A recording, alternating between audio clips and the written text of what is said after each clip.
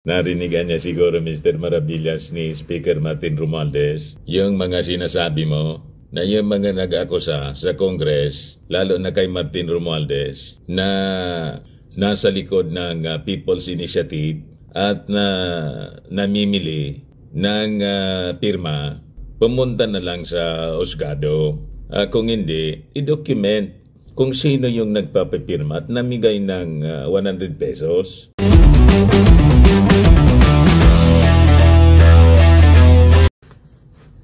Niya, Mr. Maravillas, anong masasabi mo? Parang nagkainitan na sina Super Ate at saka si Martin Romualdez, yung kanyang pizza. Medyo nagkasagutan lang po. Normal naman po yun sa mga magkakapamilya. Di ba? I consider it as part of a healthy debate, mga kababayan. Political debate. Pero Mr. Maravillas, inakusa na direkta ni Super Ate si Martin na nag-alok ng 20 million pesos sa kada distrito. Sinagot naman po ni Martin, sabi ni Martin, baseless niya, baka niya nagmamarites lang. Ito po, mga kababayan, nagkasagutan na yung magpinsang buo dahil sa PI. People's Initiative. Naintindihan natin, mga kababayan, si Super Ate. Kasi yung People's Initiative talaga, pag nagtagumpay ito, malamang matunaw yung Senado. Yan kasi, yung mga senador kasi, mga kababayan, tutulog-tulog. Tinulugan yung chatsa biglang rumagasa yung train ng PI. But of course, may option naman po si Super Ate. Pili naman siyang tumakbong congresswoman. Tapos kung halimbawa, maging parliamentary system na tayo po, halimbawa, hindi lang mga economic provisions yung amyendahan, pati yung political provisions po ng konstitusyon, tumakbo siyang congressman or assemblywoman, then tumakbo siyang prime minister. Di ba? Parte yan ng demokrasya. But before ko, mga kababayan, ibigay sa inyo yung detalye ng pagkainitan ng magpinsan, nagkasagutan na po. Pero hindi man po personal. Yung true interview po ng media. Click subscribe muna dito sa ating YouTube channel and hit the notification bell po para lagi kayong updated sa mga mainit na kwento. Like and share na rin po ninyo sa ating yung ating mga video para marami po yung makapanood.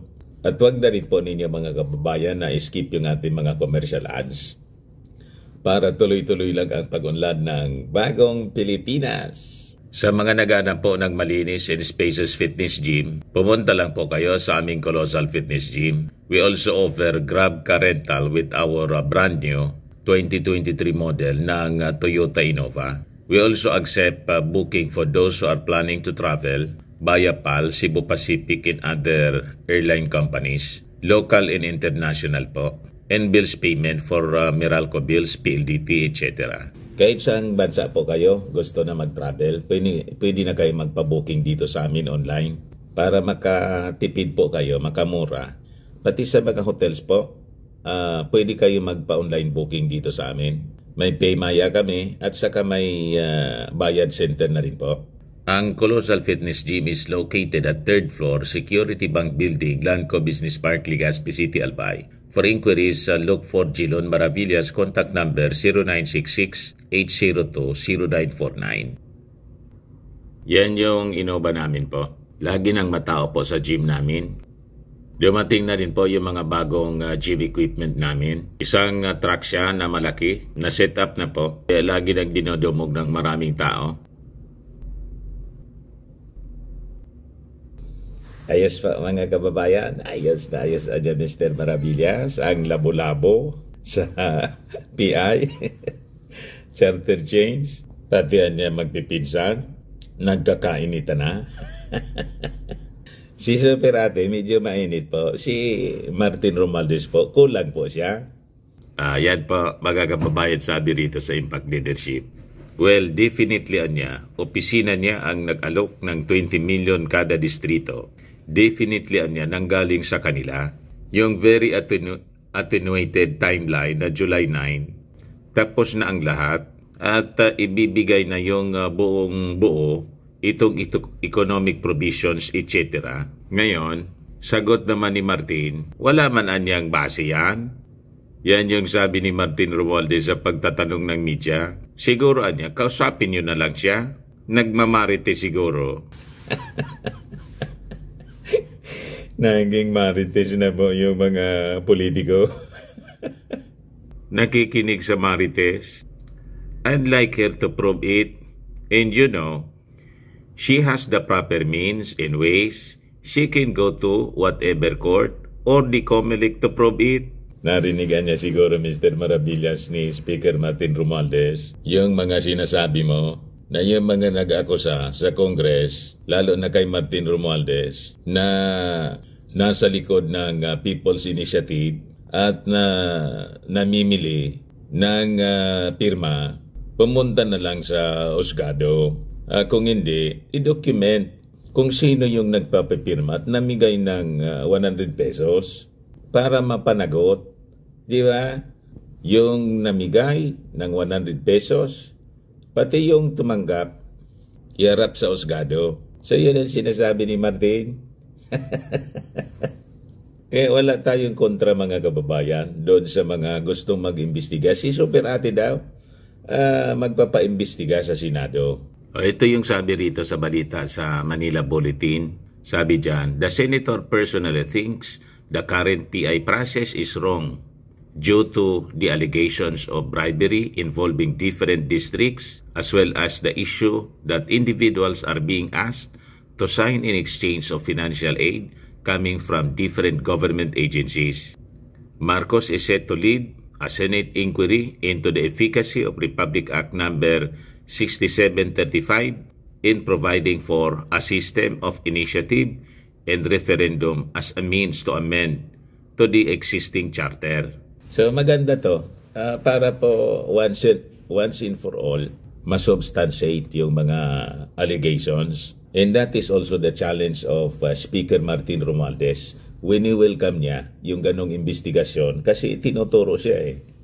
Kung mapatunayan na siya namigay ng 20 million, o di, sabi nga, he has to face the music. And I think ready man si Martin, mga kababayan, na patunayan ang kanyang innocence. Di ba?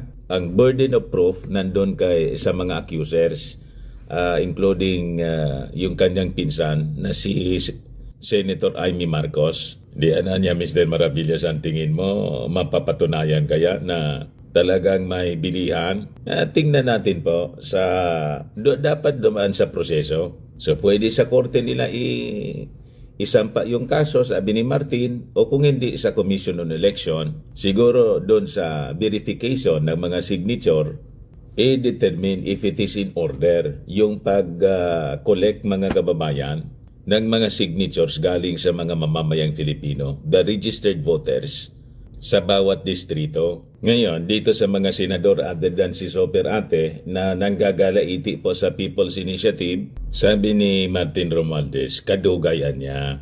Kayo niya mga senador, I ask you niya, get your act together at mag-focus niya kayo sa inyong trabaho. Di ba? Bumangis niya, Mr. Maravilla, si Martin. Medyo napuno na siguro. Una, sinagot na niya si Super Ate na nagmamarites. Ngayon, to the rest of the senators, pinangaralan.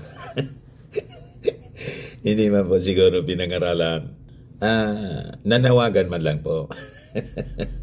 Mag-focus niya kayo sa trabaho ninyo. Ngayon bang balita dito, Kadugay, Romualdez calls out Senate for slow action on Marcos priority bills. Ang bagalan na ninyong magtrabaho. Kita ninyo si Martin Romualdez, para niya talaga nililecturan na Mr. Maravilla si Migs. Baka ma-misinterpret po. Ganon lang po. Medyo na picture na ganon yung facial expression. Hindi naman po pinandidilatan ni Hindi man po pinandidilatan ni Martin si Migs kasi babagal-bagal sa trabaho. Nag-uusap man lang po sila. Pero Mr. Maravillas, yung pagkasulat ng kwento ng mainstream media, medyo may karga nga po. Ito, pagkasulat ng Manila Bulletin, sabi diyan, like an angry class advisor. House Speaker Martin Romualdez has told the country's senators to get your act together and focus on your work. May kasamang gatong Mr. Maravillas, pinagsasabong na. Pinagsasabong po ng mainstream media yung House of Representatives, tapos yung Senado. This as Romualdez, in a rare display of frustration, called out the Senate for failing to act expeditiously on President Marcos' priority measures, unlike what the House of Representatives has done. Kami niya dito sa Kongreso, mabilis kaming gumalaw.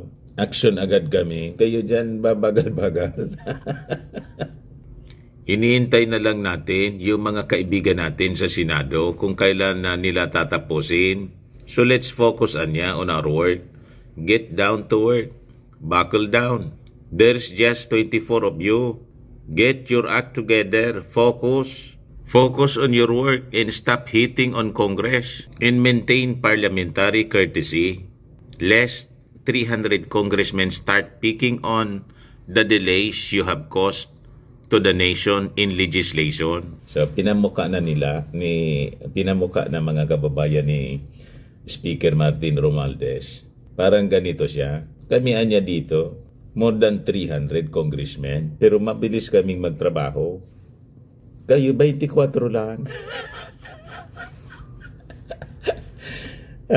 Mag-focus niya kayo sa trabaho ninyo. Hindi yung ginagawa ninyo. Binabanatan ninyo kami. Kaya, siyempre, rumisbak mga kababayan yung leader ng Kongreso. Siyempre, i-defend niya yung Congress. So, sa tingin ko, may karapatan naman na magsalita si Martin kasi nauna yung Senado sa pagbanat sa Kongreso kung ano-ano yung akusasyon na ginagawa nila sa mga congressmen, lalo na kay Martin Romualdez, inakusahan pang namimili ng firma. Di ba? Patunayan na niya ninyo. Ang sinasabi po ni Martin, yung priority legislation na na-mention ng ating Pangulo during the SONA at saka yung mga legislations na na-identify po sa LEDAC. Sabi po ni Martin Romualdez, kami niya rito, practically 100% ng mga measures na ipasa namin 3 to 6 months in advance niya. Pero yung aming mga ipinasang batas dito will not prosper without the Senate action. Kasi bicameral nga po, kailangang action na ng Senado. Yang bagal gumalaw ng mga senador po. Kaya sabi po ni Speaker Martin, kumbaga niya, wala kaming back subjects. Naghintay lang kami, kaya sana yung mga kaibigan namin sa Senado, imbis na kung ano-anong pinag-uusapan, itapusin na lang natin yung trabaho nila. Diba? Yung LEDAC, SONA priorities, tapusin na lang yan. Tutukan na nila yung trabaho nila. Ayan, nasermonan po. Sinirmonan ni Martin Romualdez yung mga senador. Kaya sabi ni Martin, kadugayan niya. Yan po yung salitang Bisaya na ang ibig sabihin, ang tagal. Ang tagalan niya ninyo dyan gumalaw. Ang bagal. Para sa bayanan niya, paligoy-ligoy pa kayo Dinidistract mo yung bayan Tapusin nyo trabaho nyo. Tapos na lahat ng assignments natin. Yung mga senador, hindi pa tapos. Tapusin ninyo trabaho ninyo. Naghihintay ang mga Filipino. Wala kaming pakialam sa PI. Yung PI, trabaho na yang ng taong bayan. PI, hindi yan legislation. Sabi po ni Martin Romualdez, tama. Kaya nga po People's Initiative. Kasi yung tao yung mismo yung sumusulong po dito. Kaya sabi po ni Congressman Joey Sarte Salceda, Ultimately, anya, over and above the House of Representatives and the Senate, the people are supreme and sovereign. The people's initiative is a valid mode of amending the Constitution. Neither the Senate nor the House can deny this. So walang magkakapigil po sa People's Initiative kasi supreme yung mga mamamayang Filipino at hindi niya yan madideny ng Kongreso at ng Senado. Di ba? Pati ng COMELEC at Supreme Court. Pag nagdesisyon yung mga mamamayang Filipino, lahat ito dapat sumunod kasi yun nasasaad sa ating konstitusyon na ang mga tao mismo ay supreme at galing sa tao ang lahat ng authority. Tama pa? All authority emanates from them. Yan man lang po mga kababayan, yung ating kwento ngayon. Ako po si Dante Maravillas. Bye-bye po. God bless.